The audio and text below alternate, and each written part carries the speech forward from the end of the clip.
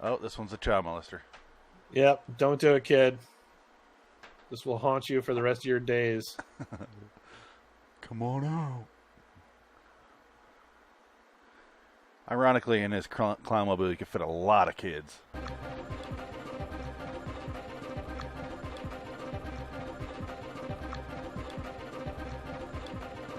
All right, so fuck it. Killer Clowns from Outer Space, 1988. The people have spoken, and what they demand, Adam, is us to talk about Killer Clowns from Outer Space. So here we are. Here we are. So I guess let's begin with your history of the movie. It came out in '88. Yeah. Earliest memories of the movie. I think the first time I saw this was when I was in high school, because I graduated in 92. So I think I saw this around 90, 91.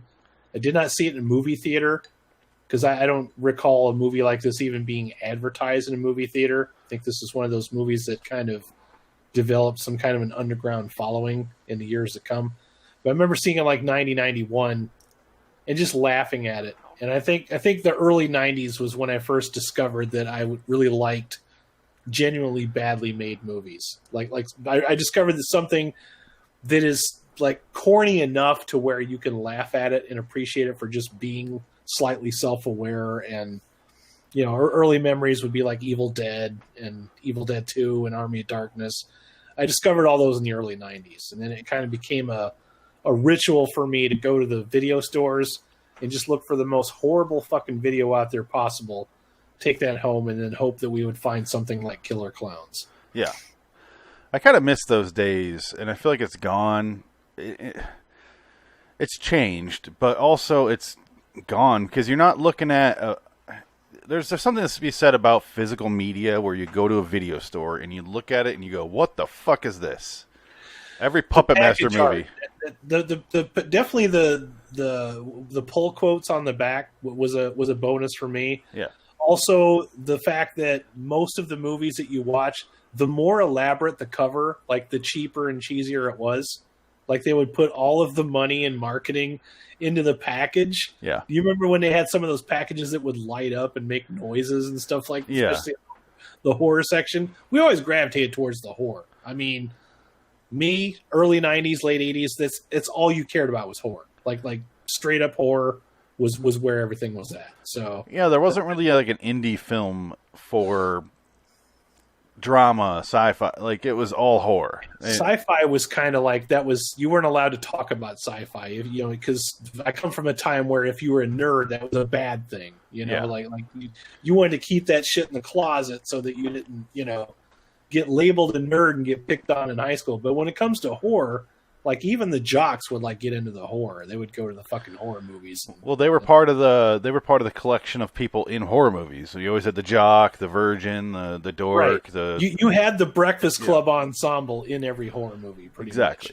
This movie, it's one of my first favorite movies I mentioned during our review. I don't know if it's going to make the edit, but one of my first favorite movies.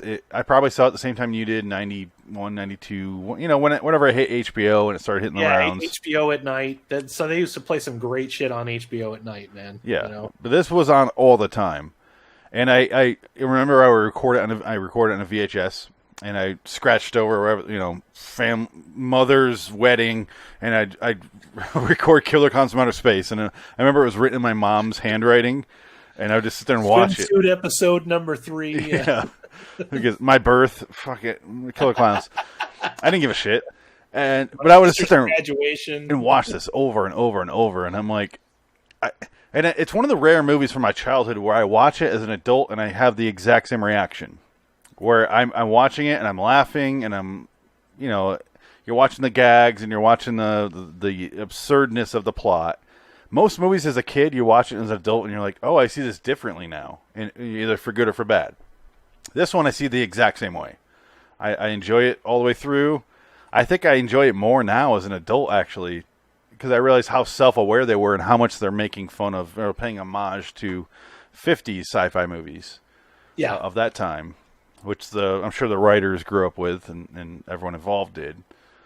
And that's kind of why I think it's a fascinating movie for me, is that it's a throwback for the people who made it. So similar to if we were to make a movie now, the 80s would be the obvious go-to point. And that's been done to fucking death now, though. But I really do enjoy this movie. I genuinely enjoy it.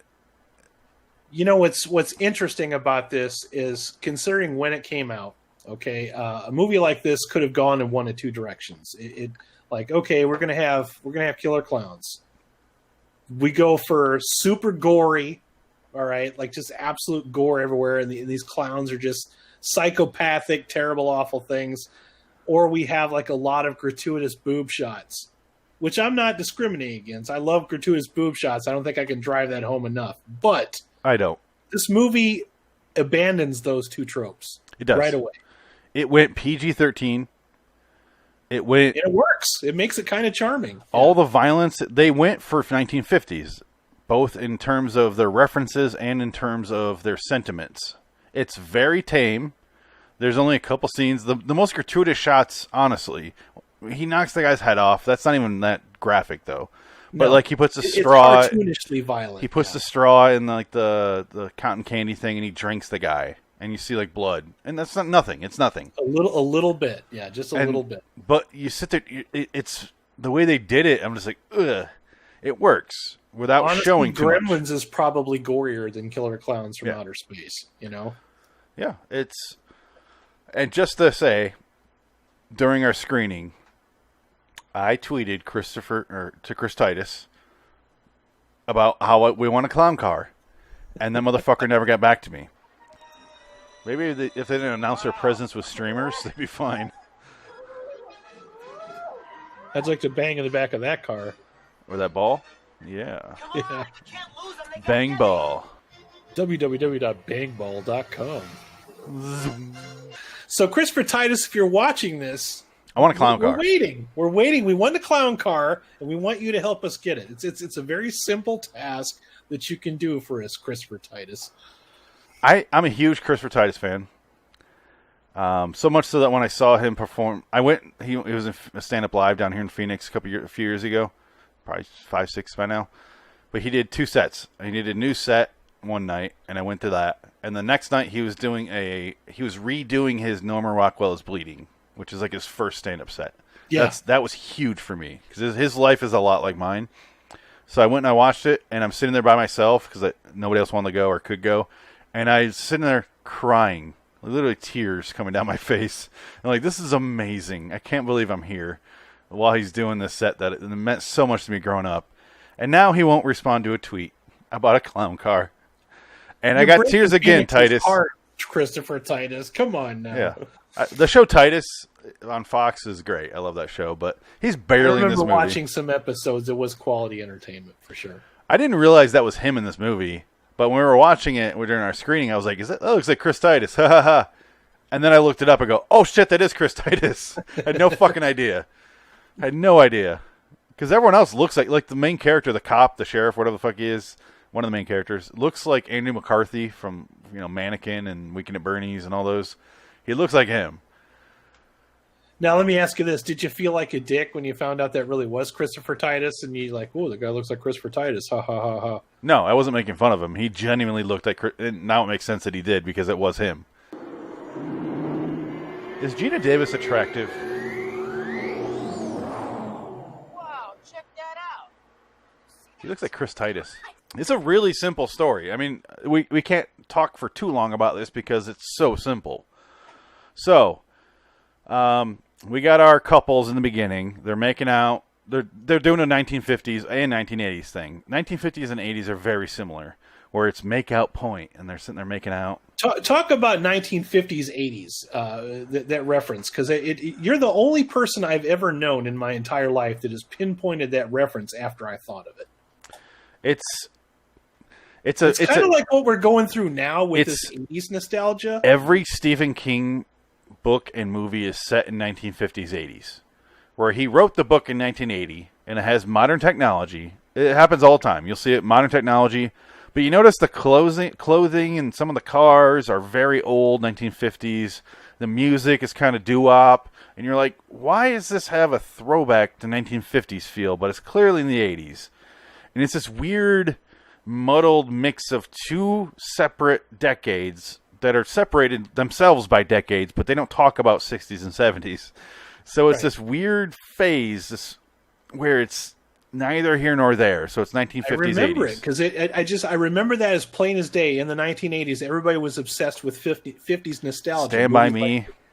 Like Eddie and the Cruisers. Yeah. Christine. It's a 58 Plymouth Fury. I mean, we were obsessed with even the movie, not The Stand, the movie It, Stephen King's It, the made-for-TV movie that came out.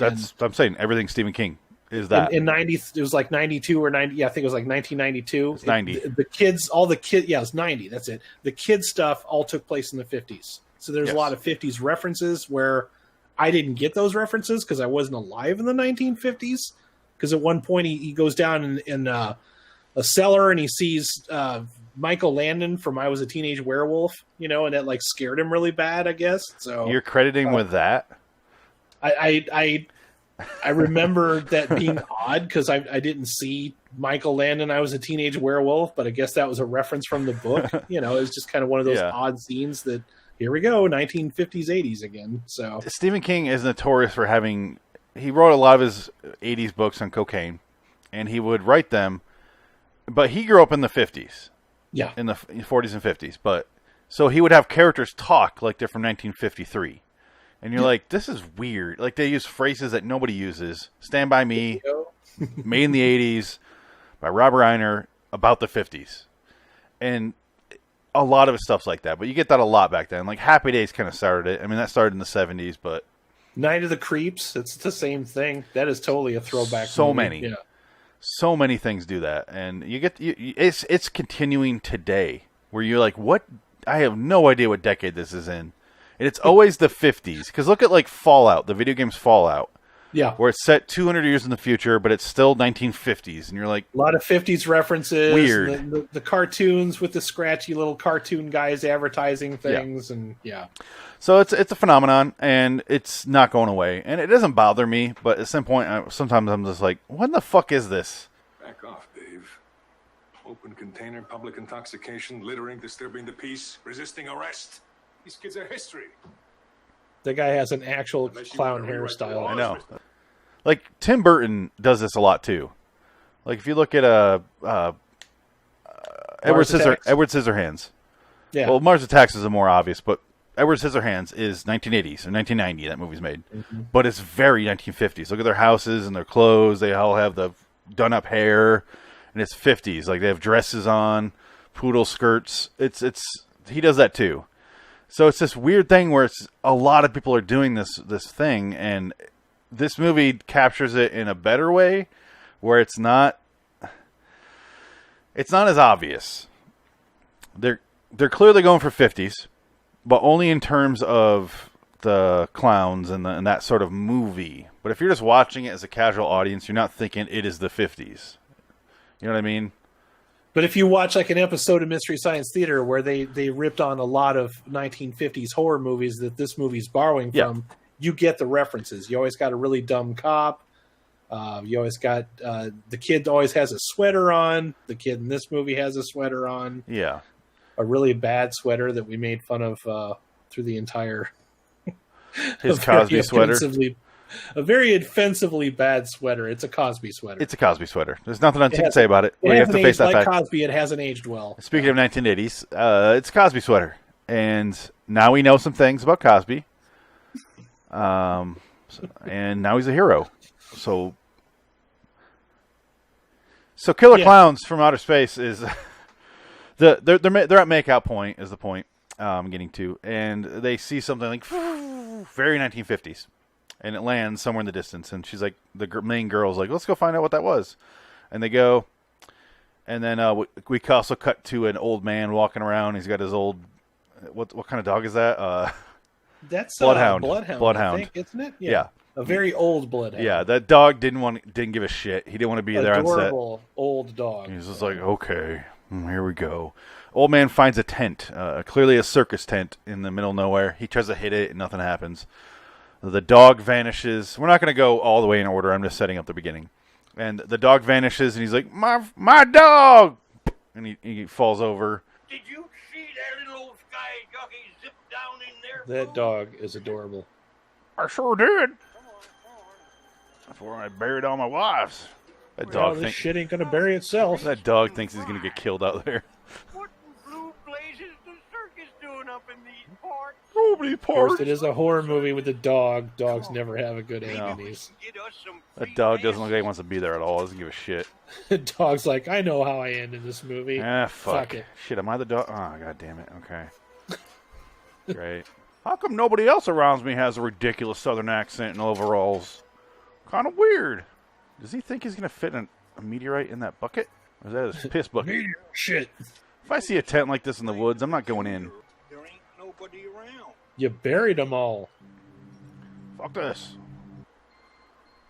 It's not fair. I get to bury him. He's Rodney Dangerfielding. This guy is acting. He's from a Dom Doller movie. Hey, buddy. And a clown comes out of nowhere and turns, like, has some weird gun, some little, sort of, again, 1950s gun. But it also, everything with 1950s they do is also expanded upon by the fact that it works as a clown reference, too. So it's a 1950s, like, death ray. But it also is like one of those, if you ever see a cotton candy machine, it looks like one of those things that whips it. And so everything works in two ways. And that's why I say they do it better, that you're not really noticing that it's 50s references. It works for either one. All their technology and weapons are based on 1950s circus clowns, and I think it's wonderful. It's a movie where if you describe, because I had this experience, if you describe to your significant other what you're watching, they go, what? Killer, what? Why? Why would you do that to yourself? And I go, no, it's enjoyable. And they're like, okay, yeah, I'll talk to you later. And you're like, no, you have to experience it to get what it's going for and to get how entertaining it is. And some movies are supposed to be over the top stupid, but while still taking itself seriously and not taking itself seriously at all, if that makes any sense. That's the other thing that's amazing about this, because I don't remember at any point in the 90s or 80s where over-the-top bad was a thing. It's a thing now. Like, we understand it. We have Mystery Science Theater. We have Riff Tracks. We have, movies like The Room or movies like Sharknado. As much as you hate these movies, they're designed to be bad, but we already get going into it that it's supposed to be cheesy and bad. Back then, a movie was just supposed to be. It wasn't designed to be corny or bad or meta. Meta wasn't aware. Like, nobody was aware of what meta meant. I didn't even know the term meta was until a few years ago. Yeah. And this movie did a really good job of being ahead of the curve, where this is the Sharknado of its day, but Sharknado's way too fucking obvious with it. This movie took it. They're a little too self-aware. Yeah. All you have to do to make a movie like this, honestly, because The Room is not like this. This is not like The Room. The Room was an attempt to make a drama, and it failed miserably. That's why it's funny. This movie wasn't trying. Those are always the best ones. When they're trying to make a movie that's serious, and it winds up failing at every single aspect of it. If you design a movie, like I always use the Velocipaster, something like that. Yeah. And I made my fellow Raiders watch that. Well, actually, one of our guys had chosen that movie for the weekend to watch. That was his movie. It was one of our guests, and that's something that we do on the show. We let the guests choose the movie that they want us to watch. And then we watched that, and I'm like, you can't design something to be bad. If you watch, it's just going to be a painful experience. It's too obvious. I completely agree. That's why this movie is kind of an anomaly, because it's right in the middle. It takes its horror aspects seriously and makes fun of itself and doesn't take itself seriously as a plot. The plot is just a simple little framework where the aliens arrive and these teenagers who look like they're 35 try to convince the sheriff this exists. And that's the rest of the movie. Honestly, that's it. That's the whole movie, right? That's another trope that I'm glad they addressed too, because that's something that I noticed. It's like I get to high school and I'm like, I'm in high school now. Why are my fellow students not older looking like they always are in the movies? And I realized I'm like, oh, that's because they always have 30, 35-year-olds in these roles that never look like they belong in high school. And I think that Killer Klowns did that on purpose as well. Son of a bitch. This band is not Oingo Boingo. Yeah. He did it. He said that like he had no control of the outcome. He could have just arrested him. Somebody calling in. Nothing yet, Dave. I hate young Friday people. night's just starting. I'm heading across town to the park. Check in with you later. Probably out having fun somewhere, fornicating. Fucking in the back of a hatchback. Now let's fuck in the back of this raft with my wool sweater on. It looks warm too. What is she wearing? Like a maternity dress? You know those guys. I know, Mom. My best friends from school. Whenever I want to have a good time, I call Rich and Paul. Do you think they know we're cousins? This is called taboo porn.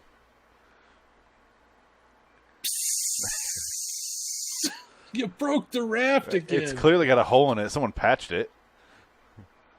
This is great. I wish you were Gina Davis instead of 80% Gina Davis. Grant Kramer, who plays Mike Tobacco in this movie, which is another just funny name. It's not too schlocky, but it's like, come on. He was 27. The girl, Suzanne Snyder, Debbie Stones is the character, was 26. So it's almost 30-year-olds playing teenagers, and they look like they're been out of almost high 30. school for a really long Yeah. time. They're about Mike Tobacco's hitting his 10-year reunion, and that he's playing a teenager. So they do that well. But it rides the line so well, and that's why I like this movie. In order to make this kind of movie where it's not too stupid, but it's not, you can go too stupid on either side of that line. Sorry if I'm rambling. I'm trying to make sense of this. Too stupid as Sharknado, where it just doesn't take itself seriously at all. You never believe the horror. You never believe any of the characters. That's one way.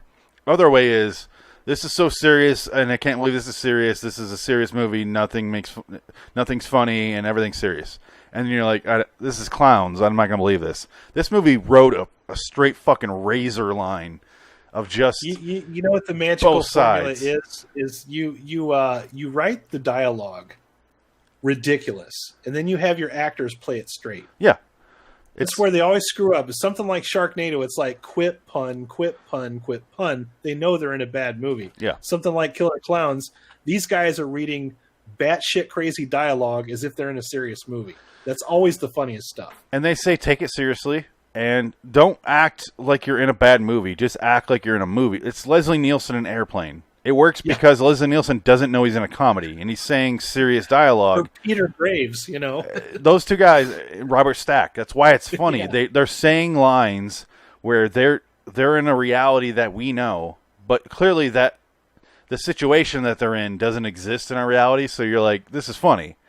Yeah. But then you get to Leslie Nielsen later where they're using him like he's making faces and you're like, this is stupid because he's not acting like it's real and it's just too schlocky and they went too far in the Sharknado direction. I don't know. I saw Joe Lombardo dead. I can only tell you what I think I saw. Oh, so now you just think you saw. No, I know what I saw. I just can't prove it. My proof is gone. Yeah, right. Turn around. The clowns in this movie really don't talk all that much. They could have a lot of like really, Catskill style cornbally one-liners, but they once again don't do that. They avoid that trope as well. They use visual comedy, which also makes them. It makes the bad guys in this movie kind of charming. Can I beep the horn? Thank you. So let's talk about the gags, the visual gags or anything like that. I guess the first thing that we see is they go in the spaceship because eventually our two teenagers, Mike Tobacco and Debbie Stone, get inside the spaceship. They find it's all this like crazy. It reminds me of one of the Are You Afraid of the Dark episodes with aliens where it's just like this crazy, you look like you're in a house of mirrors type thing. I think we called it Tim Burton's bedroom. Yeah, Tim Burton's bedroom. Hurry, step right up. See the Circus Bizarro. Yes, please hurry. Step right up, little lady. Don't be shy. Don't It's be Tim Burton's bedroom. Comes the incredible Miss 50-50, half man, half woman. Or right over here, we've got You are Belinda. so gonna Belinda get Boyer. laid later. Watch her binge How and could, burn I before mean, your I want very to fuck eyes. him with this charisma. Frank, you sit down. Such swagger. Catch us. Guys, the place great or what? It looks like it was Or what? Yeah. Are they not alarmed that this place is here? Doesn't appear to be a business. In the 80s, everything is either Rush or something to fuck.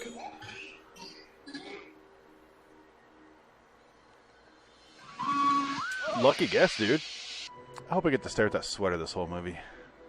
Willy Wonka! Willy Wonka!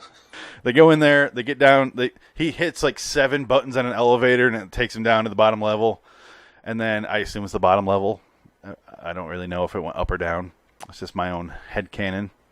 They go down there and then they're looking around, they see some of the killer clowns, and they're looking around and they see, and what I love about this movie is the visual flair, because the whole thing is crazy, different color panels everywhere. You could tell they either shot inside an actual like a house of mirrors, those sort of things at a carnival, or they put those up and they just painted them real quick. Either way, it works. But they go down. What was the budget on this one again? I'll look it up in a minute. I'm not really sure, okay. But let me finish this point and then I'll look it up. But I love, they have these hooks. They have all these lines running across the basement. I assume it's the basement of the spaceship. All these lines, these hooks, and they look like Christmas bulbs. Those little things, that screw into the actual bulb, or like an actual light bulb. And then below that is a cotton candy thing. There's a sack of cotton candy. And it looks like it's just a big ball of something. Lucky rabbit's foot. Yeah, it did. That one did. And they walk up to it, and they're like, what is this? That's kind of interesting. And they're still playing it. They're still taking it like, kind of like, oh, what's this? Oh, this is a weird place to be. They don't know what the fuck, where they're at. They pull open the little styrofoam stuff. It looks like fiberglass in an attic. And they pull it open, and they see it like a bloody fucking face. And it's pretty gruesome the first time they see it. And that's really the only horror that you see in the whole movie. And then they freak the fuck out, and then they see the killer clown, and they have to leave. His jeans are so tight. He looks like the type of guy that licks the cream out of Oreos and then throws the Oreos away. I like that visual of that and how seriously you're supposed to take it from the beginning, because honestly, you don't really take it seriously again in the movie. So it was really important for that first time to realize that they're fucking killing people and eating them or drinking them, or we don't know what they're doing with them. Your kind of imagination's running amok here, because it goes back to that what you were saying before, how this just kind of goes right down the middle. Like at first you're thinking, am I supposed to laugh at this? Am I supposed to be grossed out or scared? And then you realize that it's all of those things. Yeah, it's literally all of those things pressed together in the perfect way.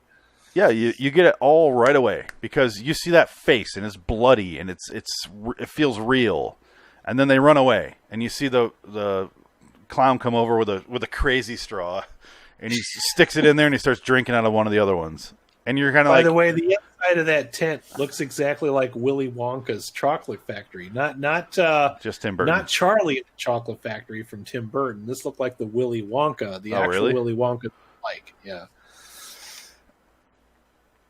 I don't want to talk about Tim Burton. Maybe a bit of both. Yeah.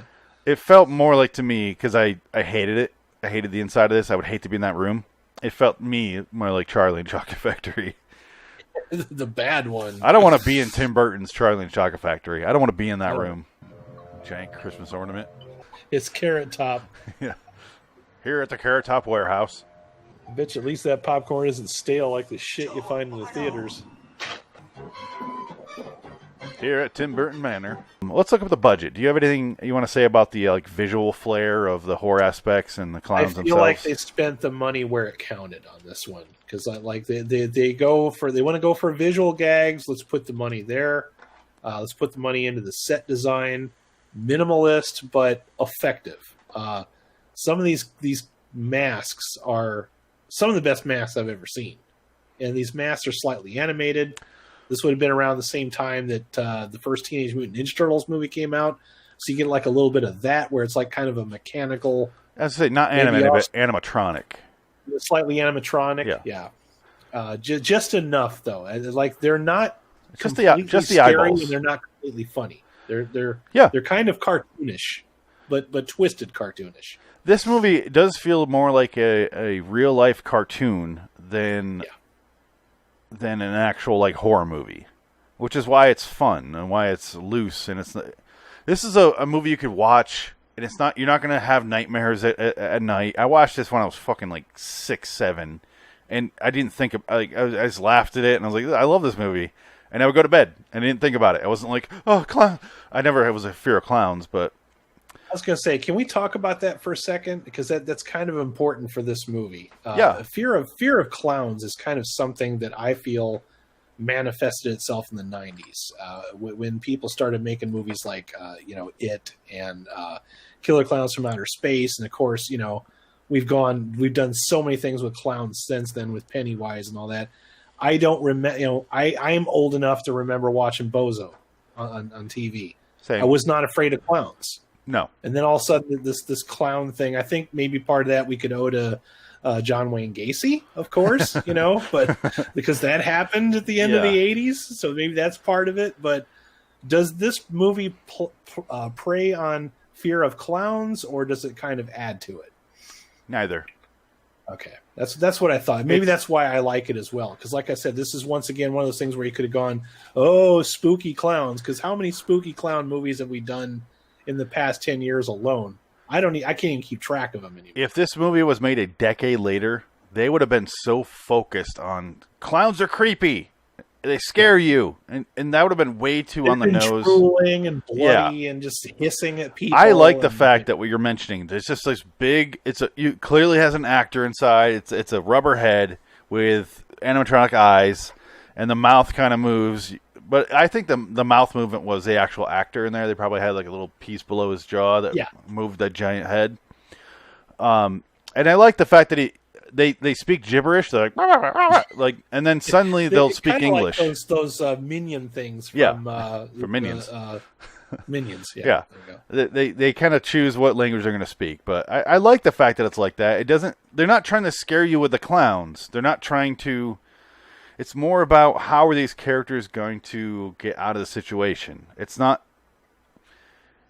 really about how scary clowns are. It's about what are these clowns going to do that's funny when you're watching. That's where the movie gets really good, because like when these clowns show up, people actually like them. They're entertained by them. They're laughing at them.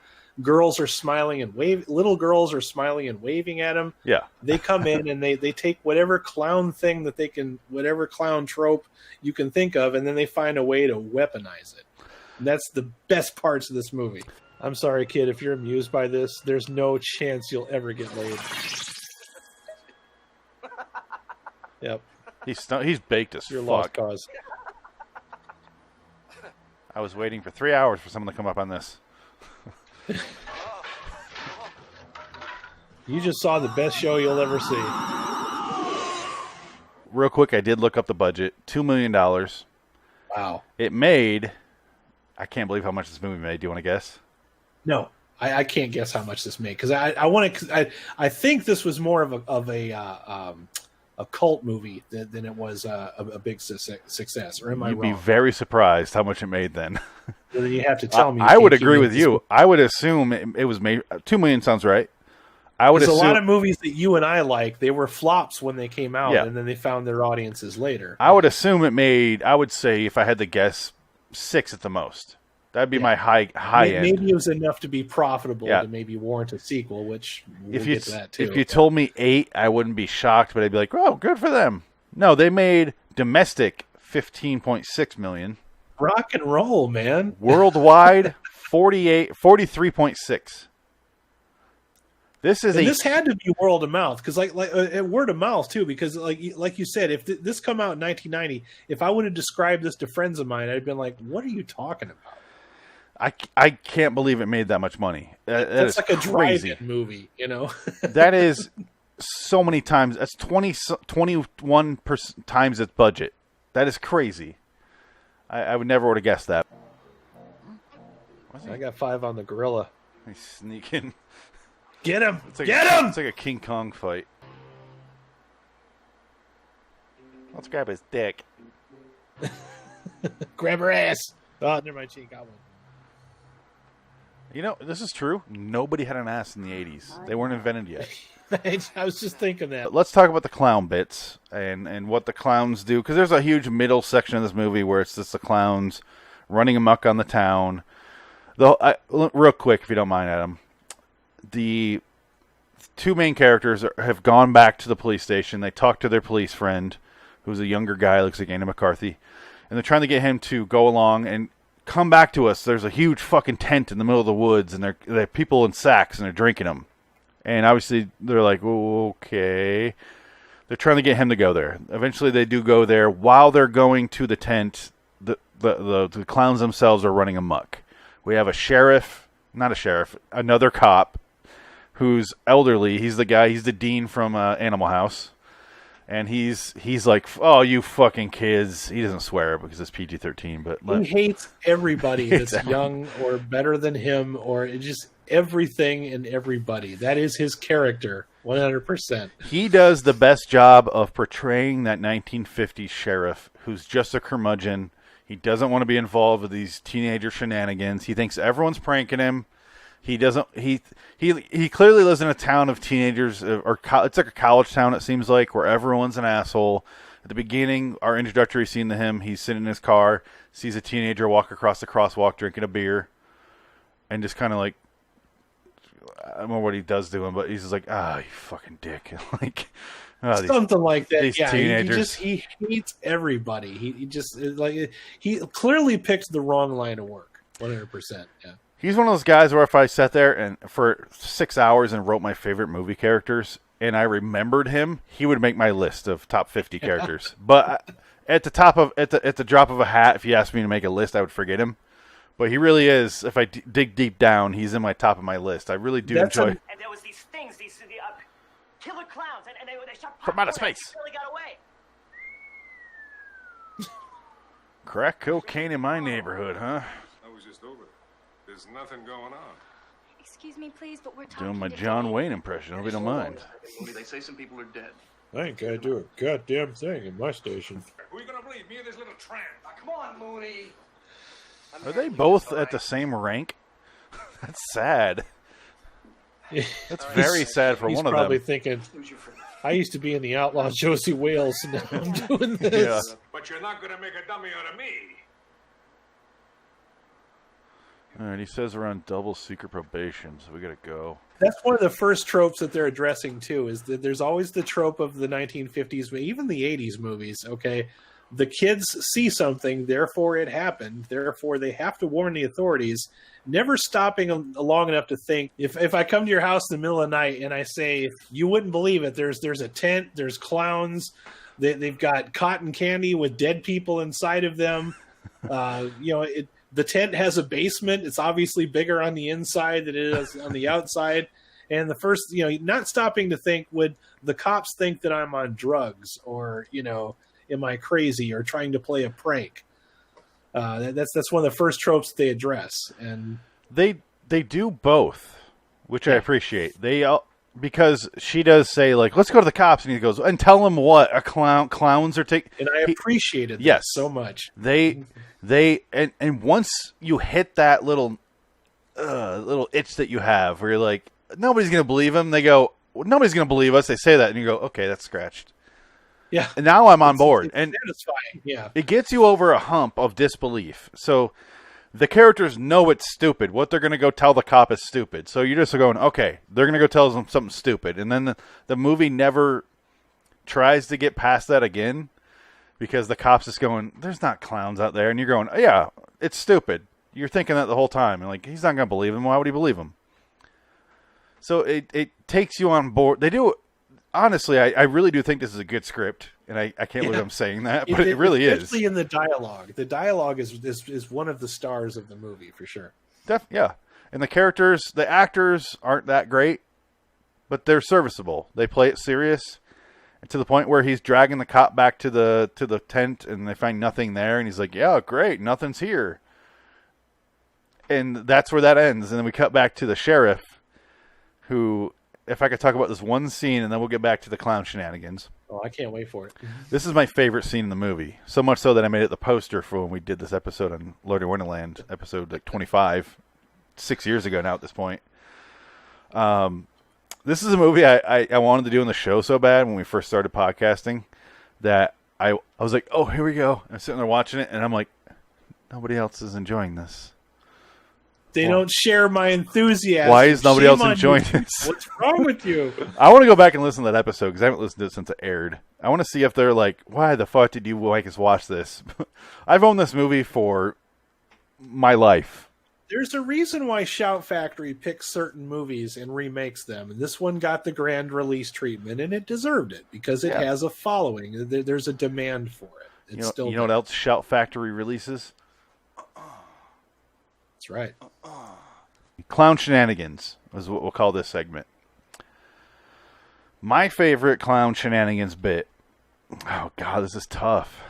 The one that comes to my mind quick, I'm going to do two if you don't mind, is Clown pulls up on a trikey,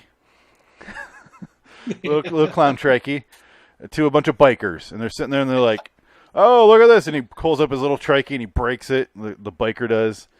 And he's just like, oh. And the clown never gets sad. He's just like, oh, you broke it. You broke my trikey. Okay.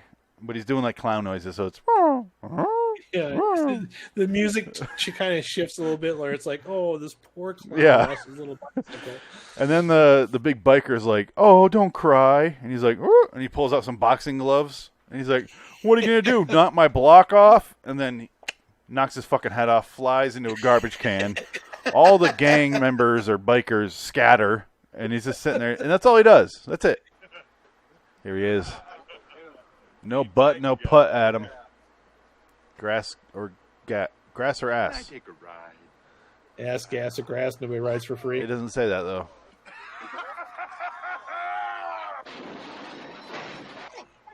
What are you gonna do? Knock my block off? Yes. And on this day, I wanted to join the clown gang. If only there was like a gang or posse you could join for clearly mentally disturbed clowns. It's timed comedically perfect. It's perfect. It's like Roger Rabbit level comedic timing. Just that's boom, a great. bang. That is a perfect comparison, Adam. Yep. It really is Roger Rabbit type timing. My second favorite Clown Shenanigans is the silhouette scene with the shadows. He's doing little puppets, and he's doing like, here's a bunny and stuff like that. And he does like George Washington crossing the Delaware River. And he does it's so random. It's all just this stuff. Yeah. He does all this stuff, and then the people are just like, whoa, and the cops are sitting there watching, going, whoa, this is weird. It's weird because the audience is like this perfect demographic. It's like you see the punk, some old people, some kids, some like yuppies, and some they're maids. all standing there and they're all entertained by shadow puppets. Yeah. Well, they're just going, holy shit, this is like, it's genuinely good shadow puppetry. So they're sitting there watching, and all of a sudden it turns into a dinosaur while our main characters are sitting in a cop car across the street, and they're like watching, like, that's him, right? Should we do something? And he goes, ah, and he bites like this kid. But they don't do anything because he's not breaking the law, Phoenix. Yeah. There's no laws against doing shadow puppetry in a dark alley in the middle of the 1980s. Okay, this scene I love. This is good right here. This is the scene I was talking about.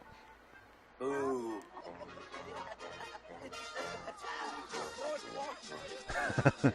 It's so funny. That's fucking clever. That's like super cheap CGI. There he is. I told you. You get out there and shoot him. Get him, yeah, Dave. just shoot him, guy. I don't care about the law.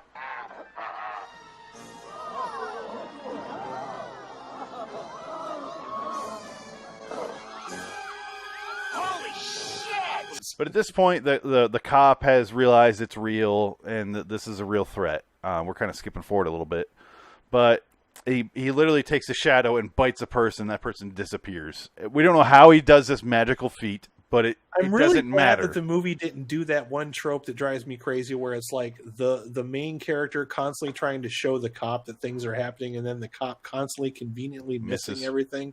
They get right the fuck into it with this. Like the first cop that they take, it's there, and this shit is definitely going down. So there's another trope that they broke. Yeah, it's on you, movie. Kudos, honestly.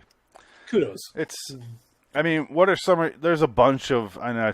I think I took the two best, but what are some of the shenanigans that come to your mind? Well, I have to. Yeah, you took the one that I was going to say. I was definitely going to say the shadow puppets, but another one of my favorite bits was the dog that they have a balloon dog that they use as a bloodhound. That shit's fucking funny. All right, and that one comes back several times, and it never gets old to me. They're chasing people with this balloon animal dog that's on a leash, and it's running in front of them barking, and it's hysterical. It's a very simple effect, but it never gets like less than funny for me. It's something circus clowns would do.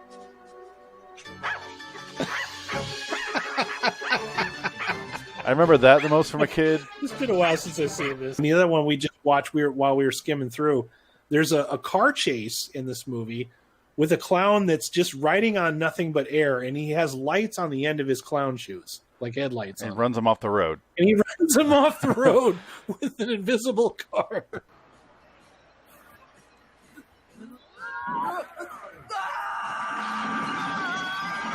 Was that a Red Brown yell? No, because he kept screaming all the way down.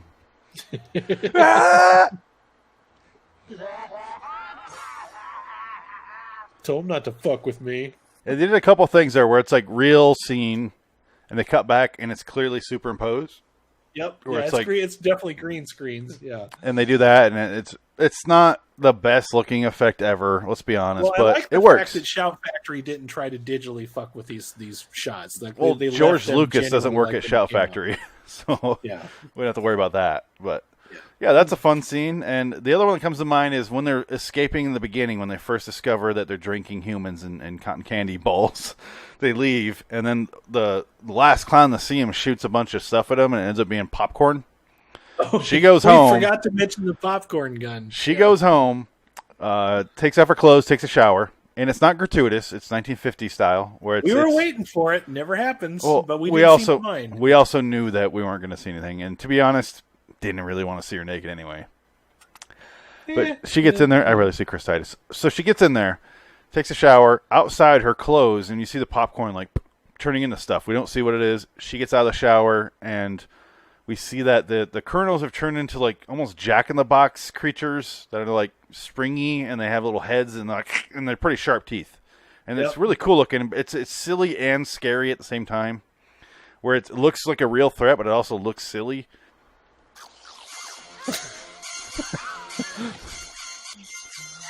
This is literally every telemarketer I've ever dealt with.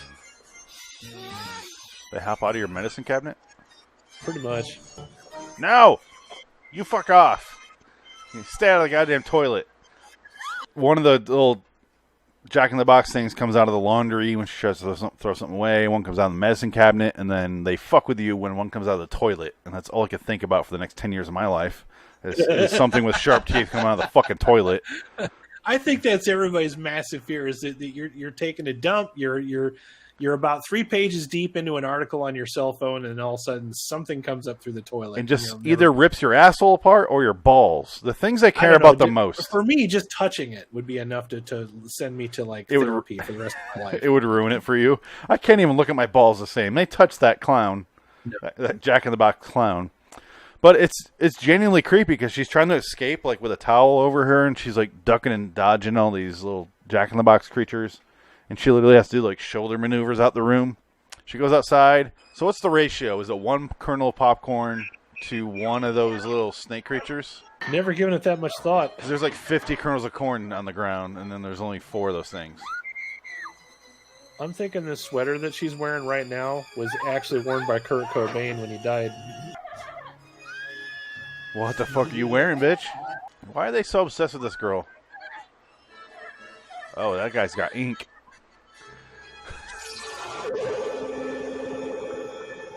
I like how they do something different for her. Ends up being a ball, and it takes her inside.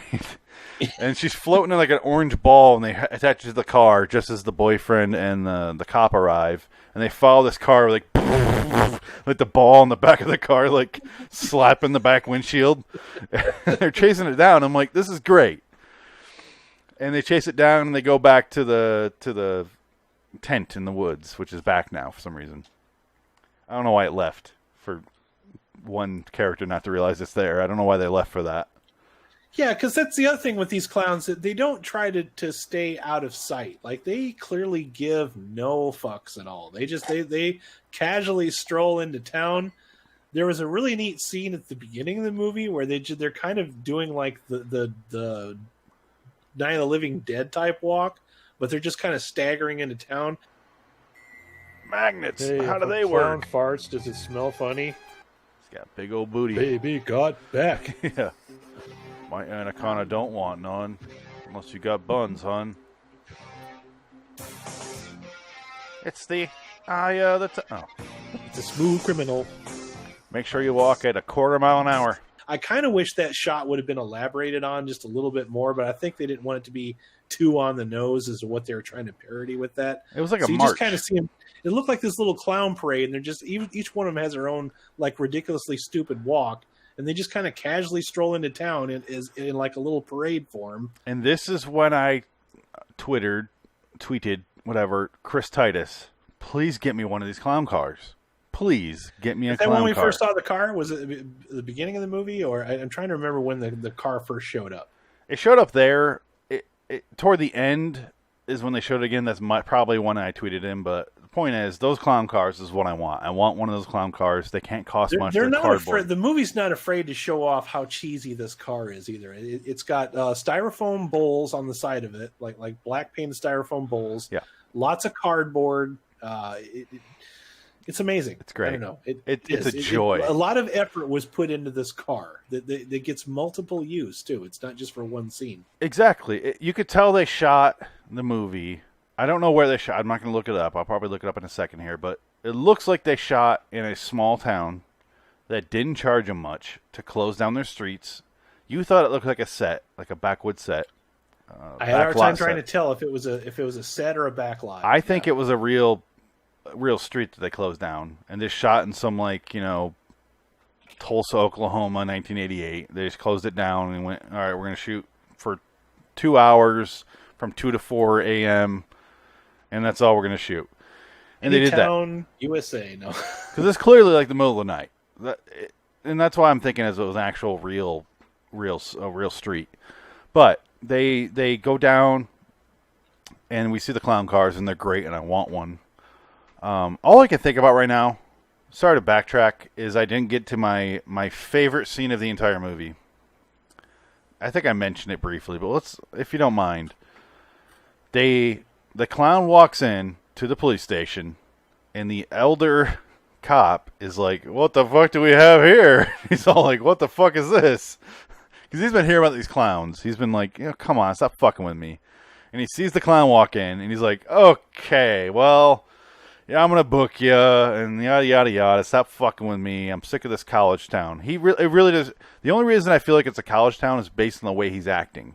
And he is my favorite character in this entire movie. He acts like he got fired from a better job and thrown on this assignment, like transferred here. This is like the last rung before he winds up being a security guard in a mall. Yeah.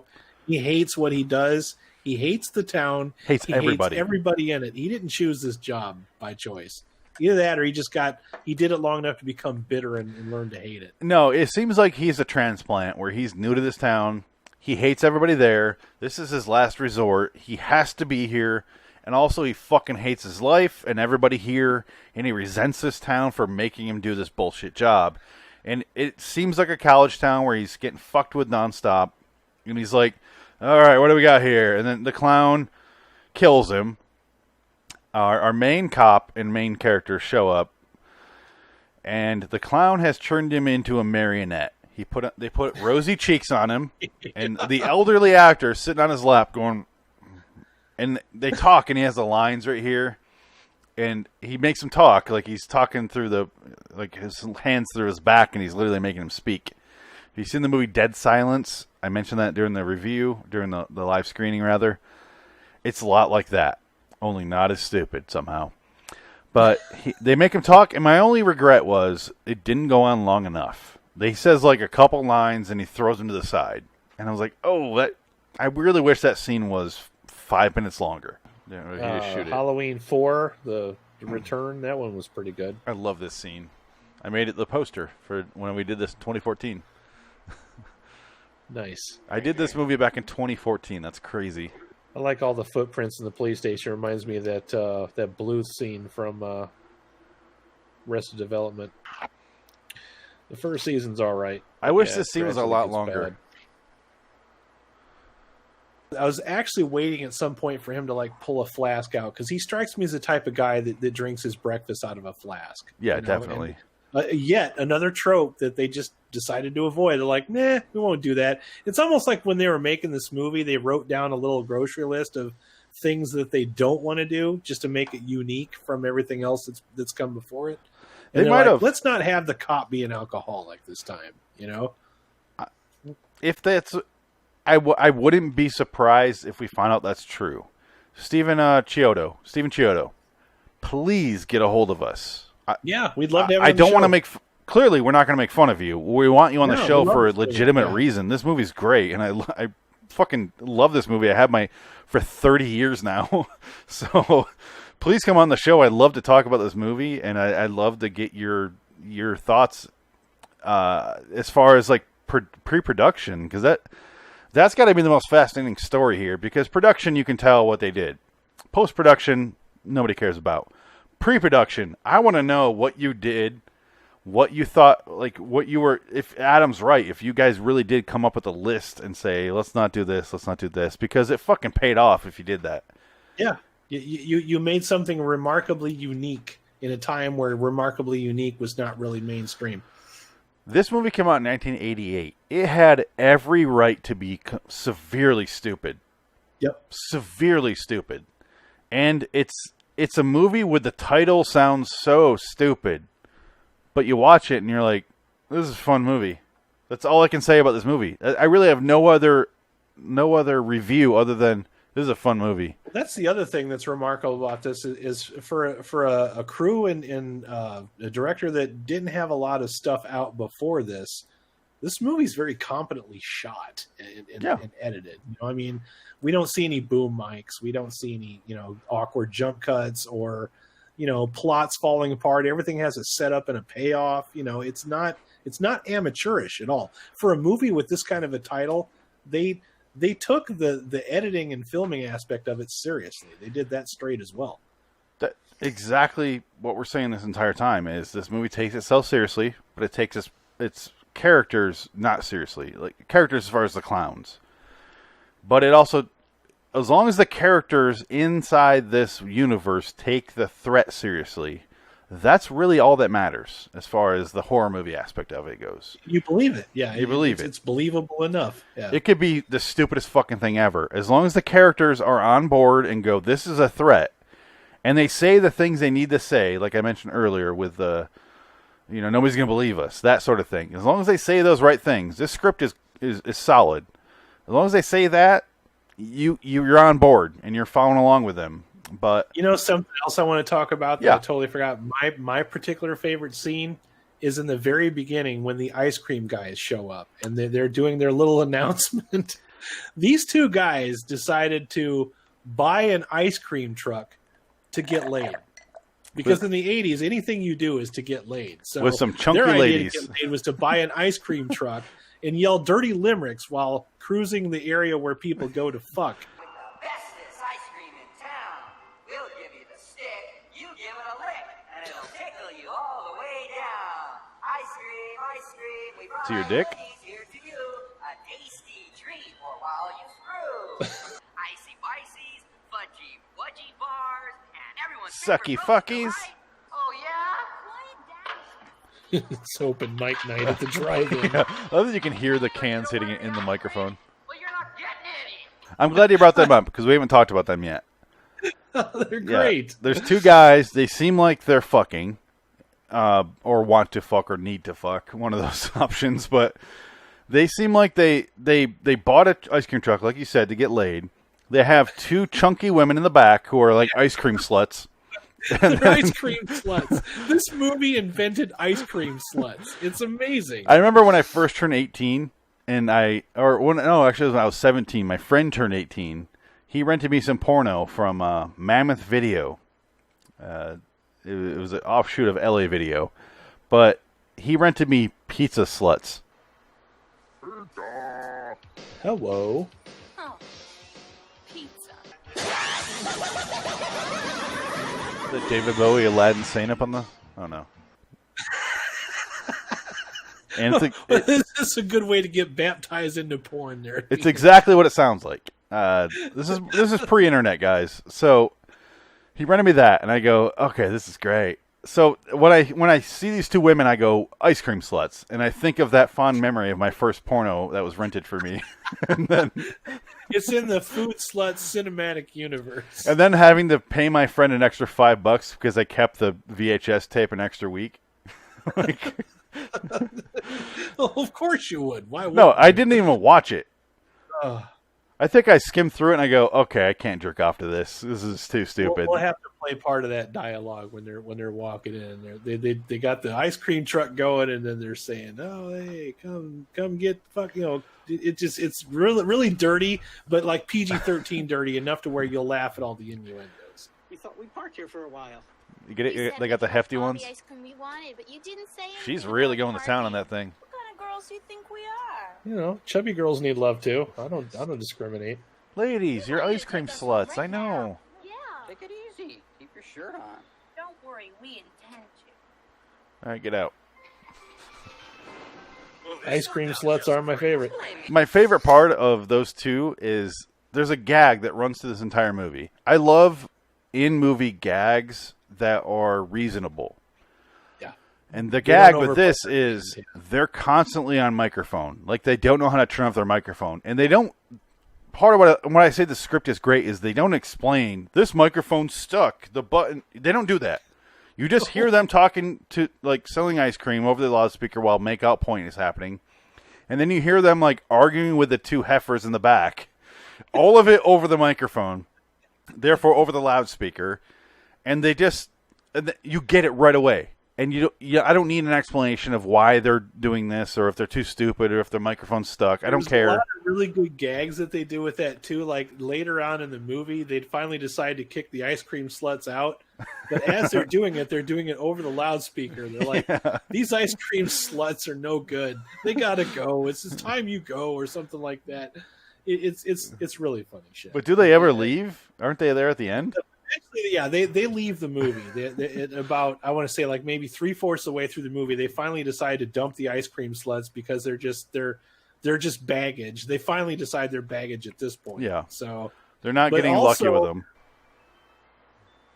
Why are they still playing the song? They're still trying to sell ice cream. it's probably connected to the wheels. Just makes the song over. It's the metal, one of those old metal ones. Yeah. It's just on the inside of the wheel. The house right up, I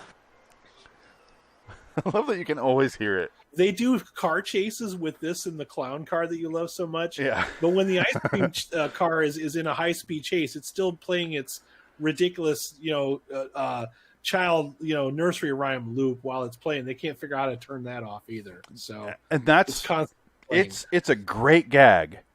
It's a funny gag. They at some point our two ice cream guys see the cop and our two heroes, Mike Tobacco and Debbie Stone, chasing the clowns. They're chasing them through the streets, and they whip around their fucking ice cream mobile, and they're chasing them. And you hear that music blaring over the loudspeaker, and they're like, "We can't get like," and they're just talking, like frantically talking over the loudspeaker, and you hear every second of it. And they didn't do it too much. They didn't do it too obvious. They did it enough where I thought I really enjoy that gag. It's a funny gag, and it works for the movie. Their ice cream truck looks identical to Sweet Tooth from the Twisted Metal series from the PlayStation game. Yeah, I'm pretty sure that was based on this. Definitely. If I wasn't supposed to know that, I'm sorry, I don't. And I'm sure people will tell me in the comment section, how could you not know that? Everybody fucking knows that. Oh, sorry. Here's my review of people in the comment section. Go fuck yourselves. I don't give a shit what you want to say. No, I don't want to say get a life. I want to say I don't give a shit. Yeah. I never will look or care what you write down there. So have fun. I don't give a shit about people on YouTube. Fuck Unless you. you like the video. If you like the video and you're giving us some compliments, yeah, thank you. We appreciate it because we do put effort into this. If you're on YouTube, I still don't care. if you're on something else, YouTube's like a red flag for me. It might as well be like a burning cross in your yard, where I immediately assume you're just a huge piece of shit. But if you're like, no, the burning cross, like on some other platform like Twitter or Facebook, you're like, no, the burning cross for me represents my heritage. Like, that'd be different. And I go, okay, a little bit more credence here. Piece of shit. You didn't know Killer Klowns spelled with 2 Ks because it means KKK? They just couldn't think of another C word to put with K? Didn't you know that the Insane Clown Posse sampled sound bites from this fucking movie in their album, Great Megalo, whatever the fuck it's The Great called? Malenko? Malenko. I'm I'm not proud that I know that reference. I'm from Michigan, so I have to know every ICP reference. I'm sorry. That's really a cross to bear. Faygo Red Soda, though. Faygo Red Pop? Solid. Didn't they say they're going to kill themselves? I'm still mad they haven't. Has it happened yet? I'm still waiting. Yeah. Insane Clown Posse is one of the worst fucking things in the world to me because, A, their music. That's number one, first and foremost. But, B, they said they're going to put out so many, like, I forget what they're called, like, head or clown albums where, like, the Great Malenko, Ringmaster, where they're going to have a picture of a clown on one and it's going to be different. And then they're going to kill themselves when they're done with that. That was their whole spiel at the beginning. Yep. And then they just never killed themselves. And they got rich and they got fat. They decided they enjoyed that Faygo Red Pop just a little bit too much. I can't fucking stand them. And then they become like Christians where we live they're in a world where miracles. We can't have Tom Petty, but we have the Insane Clown Posse. I would trade Tom Petty for every single juggalo there is, and whistle the next day on my way to anywhere. I could walk to a fucking like public outhouse and be like, woo, woo. This is a fair trade. I don't give a shit. There's war zones happening. That's part of the trade, and I'm fine. So all the problems that are happening right now, they're definitely blamed on the Insane Clown Posse. Oh, speaking of clowns, they go back to the tent. There's a big epic battle between the clowns and them and our main characters. They like go through this house of mirrors and like increasingly smaller doors. They eventually go out. They get out to the big courtyard. A giant clown shows up. That's the only thing I really didn't like. Cheap out, man. They really went all in for the epic battle. I mean, it could have looked a lot worse than it did. True, but the big clown is the only thing that kind of ruined it for me. I think it was a little bit too for. Yes, but also I agree that they had to escalate the stakes. They had to. But if this was a Roger Corman movie, the clown would have been made out of silly putty or clay or something. Yeah, this was an animatronic or maybe a stop motion, but it didn't look like stop motion. I think it was an animatronic. I'd have to watch it again. To be honest, I just enjoy it, so I didn't really think about how they made it. So I'd have to watch it again and go. It's not on screen long enough to where you get tired of it. It's really quick. It's a dreidel. What the fuck was that, lady? It's the world's biggest butt plug.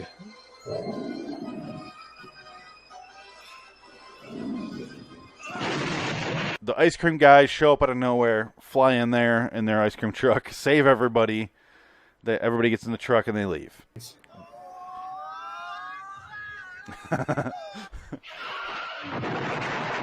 Did I just hear a Wilhelm scream? I did, didn't I? No? Okay. I didn't hear it, no. Everybody gets in the truck and they leave. It's literally the final boss of any video game. That's what it is. But there's a scene where they're like, all our main characters are climbing up this little tower thing made of weird clown shit. I don't know. But I think it's actual clown shit. They're being surrounded and like it looks like a big cake and they're climbing up the layers of clowns. And then finally they show up and they run off, and it's just very convenient timing, really, more than anything. But they also found out if you shoot them in the nose, they spin around and so they shot the big clown in the nose. Very cool. Yeah. I forgot about that really till right now. They kind of do the same thing that Pennywise did in the shower scene, where when he first disappears down the shower drain. They shoot him in the nose, and then there's like all this light kind of appears, and then they kind of swirl and just go down into the ground and disappear. How about the TV version? The TV version, yeah. The original, yeah. Yeah. So that's where it ends. Honest. Yep. What else we got to say? Check out Killer Klowns from Outer Space if you haven't. You're missing out on a really fun movie that came out in a time where things like this weren't made all the time. Let's give it a score. Let's use the cheese curd score. So, what would you give this? 1 out of 5. 7. 7 out of 10. Fuck your cheat score. Okay, Frank. 3.5. So 4. Okay, so Phoenix. Let's see. We're gonna say Phoenix. Phoenix, you give this a 4. Okay. Yeah. All right. Yeah. And what of it? Fuck you. Get me off the big screen. Adam, did you freeze? Hey. Your mic's off. yeah, this is a 5 for me. I can't really find anything to pick apart about this movie. Everything that I would want to pick apart is part of its charm. So there's no, it's a 5 unless I can find something wrong with it to lower the score. It's a 5 for me. It's very memorable. It's very worth buying physical to own. Definitely a 5 out of 5 cheese curds. All right. Reason I said 7 is because this isn't just your show, man. We're putting this on both our feeds. It started off being. I guess we could use your score too, and you could make 2 edits of it if you want. No. I'm just used to my score thing. If you want to edit the whole score thing out, I don't give a shit.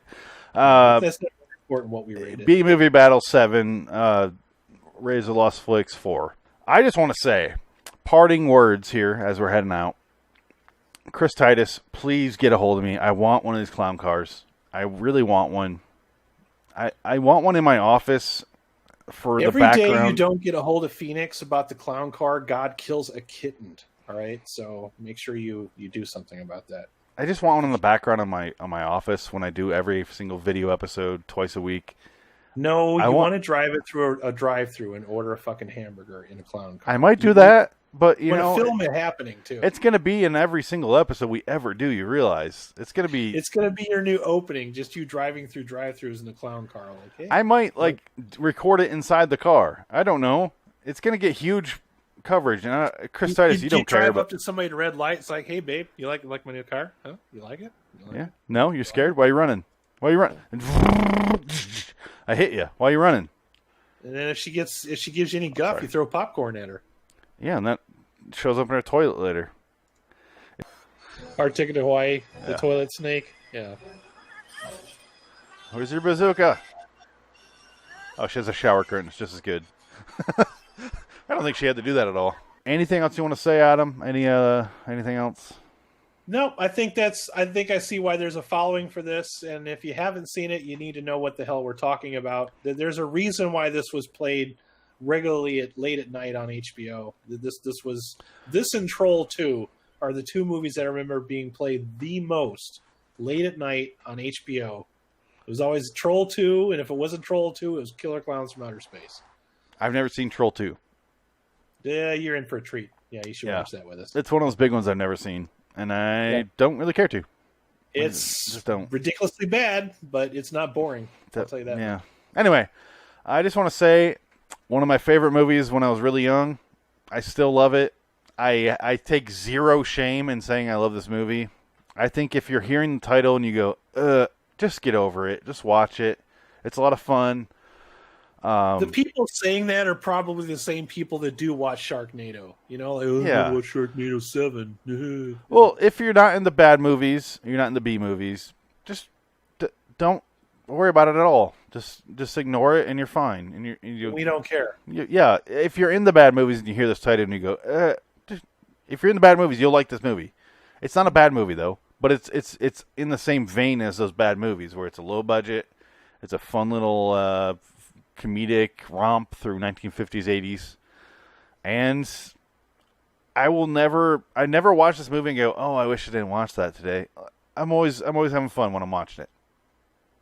Is it snowing like clown dust? That's our shit.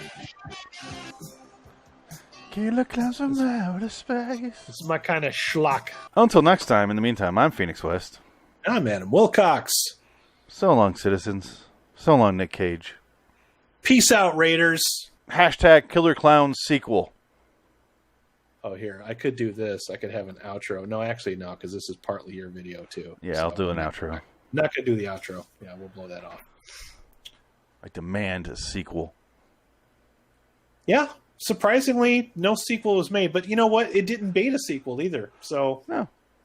that's the other trope they avoided. They didn't do the infamous. Oh, they're going to be back. You know, They just blow the fuck up. could, but yeah, they literally blow go into the movie. Yep, blow the fuck up. Ends Fuck in a your sequel. fireworks display. Yeah. Bye. Peace out, bitches. We don't want to hear about your insane clown posse references.